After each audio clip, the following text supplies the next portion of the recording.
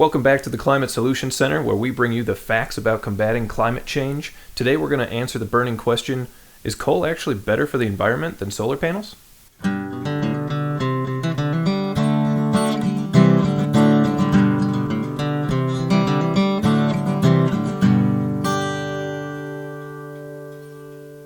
Thanks again for watching this video. If you haven't already, please subscribe below.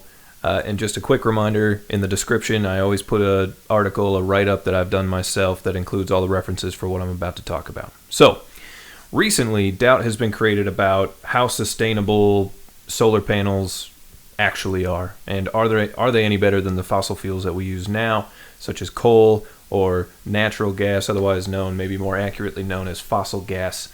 These have been brought up in documentaries, social media, etc. So I would like to explain with the actual research and facts.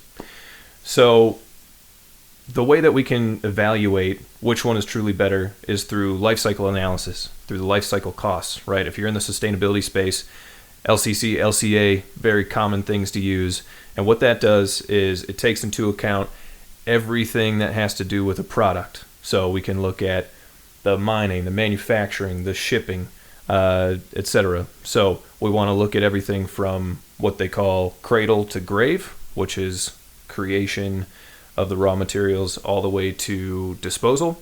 Ideally, in an ideal world, cradle to cradle is what we want, which means that it can be recycled, and that is progressing. Solar panels can be recycled, but we need a little bit more work to create that market for it, right, and to bring those costs of recycling down. So, without further ado, let's jump into solar. Okay, so in solar panels, the main components are glass, aluminum, silicon, and tin. That's what makes up the panel itself, but there's also rare earth materials in there, including indium, gallium, and germanium, which account for roughly 1% of the value of the panel itself. So not that much of the actual product, however, it does have the highest environmental impact as far as, the mining process and everything. So those are the materials that we're including in the mining process.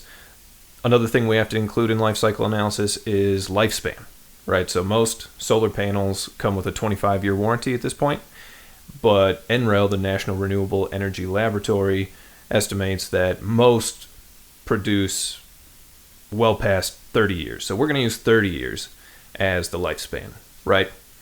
Okay, and so what else is included in the LCA? So here's the exhaustive list of what's included in the life cycle analysis for the solar panels here, right? So raw material extraction, materials production, where they're made, system and plant component manufacture, installation and construction, power generation itself, system plan operation and maintenance, that's important, system plan decommission at the end of life, and finally disposal. So when we take all of these things into account, we find that solar panels emit between 45 and 54 grams of CO2 equivalents, carbon dioxide equivalents, per kilowatt hour generated. So between 45 and 54 grams per kilowatt hour generated. And that number will make a little bit more sense when we talk about the other sources of energy. So next, we're going to move on to wind, just for comparison's sake. Okay, so the materials used to produce wind energy, to make the turbines, and to make a foundation of concrete, is aluminum, fiberglass, copper, concrete, steel, and iron. So those are the materials that need to be extracted to make wind turbines. Lifespan, they're expected to last, according to the National Renewable Energy Laboratory, about 20 years. So a little bit shorter than solar, but that's okay. The life cycle analysis here, the raw materials are, number one, the extraction, module manufacture, of course, parts manufacture, wind turbine farm construction itself, where you're going to put these, power generation, plant operation and maintenance, and finally wind turbine farm decommissioning. So when we take all of those things over the lifespan of wind, we find that carbon dioxide equivalents per kilowatt hour generated, so how much carbon dioxide is generated per kilowatt hour, it generates between 11 and 13 grams. So solar 45 to 54, wind 11 to 13 grams of CO2 per kilowatt hour generated. Okay, so now let's take a look at the fossil fuel side of things. Okay, the primary comparison we plan to make in this video is with coal, so let's start there, right? Coal is definitely a fossil fuel. It's something that is actually taken from the ground and then burned to make energy. So unlike the previous two topics, solar and wind, there is no manufacturing process. It is the material, right? So in this life cycle analysis, we take into account mining operations. That's huge. Power plant construction, much more expensive than the last two, and resource intensive. Preparation for it to be burned. Transport, combustion, power plant operation and maintenance, power plant decommissioning, and the waste disposal. Coal, when you burn it, it makes a lot of waste. That waste goes into water. The water goes into streams. It needs to be treated first before going back in there. So that is another factor as well. So when we take all of these things into account, we find that the carbon dioxide or equivalents generated per kilowatt hour is between 975 and 1,050 grams per kilowatt hour. A kilowatt hour is only 1,000 watts, right? A kilowatt hour isn't that much energy. It's just the unit we've chosen to use to compare these things.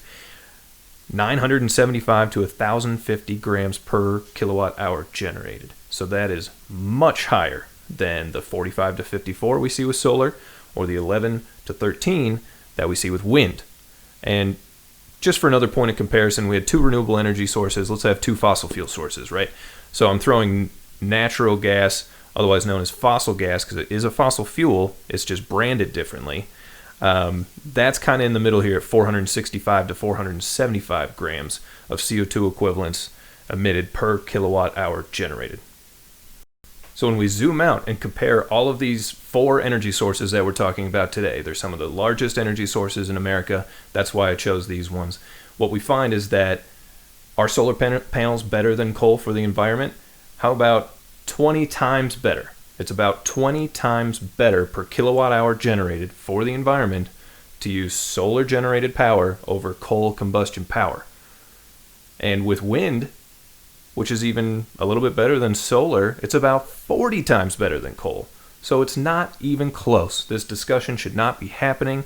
It is a diversion from what we need to do, which is get going on transitioning our grids to cleaner energy. So, in short, the conclusion here is very clear, right? When we take everything into account, life cycle analysis takes everything into account. When we compare solar or wind energy to coal and fossil gas, natural gas, right? There is no comparison. It is absolutely worth the environmental impacts to manufacture solar panels and wind turbines to move away from the combustion of coal and natural gas, which is basically methane, right? So that conclusion is incredibly clear. There is no doubt we need to move away from these fossil fuels. So why are people bringing this up anyway? Why are people questioning this? Why did I even make this video? We've seen it brought up in numerous documentaries, numerous social media, news posts, so it had to be addressed. Are solar panels and wind turbines perfect? No. Of course, there's some improvements that could be made to the manufacturing and mining process for the materials that go into that. But let's not let perfect be the enemy of the good, right? There is no perfect solution to move us in the right direction energy-wise to address climate change. But these two items in particular, solar and wind, are a very strong option. And compared to what we're on right now, it is a no-brainer to transition away from fossil fuels. A couple other quick things I need to mention is that the number one thing we can do is reduce the demand for energy, right? Let's just use less energy to begin with. The way that we use energy in America is like it's a never-ending resource with zero consequences. We need to change that mentality. And then the close number two is to clean our grid in general, so the energy that we do need to use is from a renewable source instead of these ancient fossil fuels, right? Also, did I mention that solar and wind are actually cheaper in most cases than coal and natural gas? So that's a whole nother video. But this transition needs to happen quickly. It now economically makes sense, and it certainly makes sense environmentally. Thanks for watching. Hit the like and subscribe. It helps us so much. We can keep making these videos and go out there and make an impact today.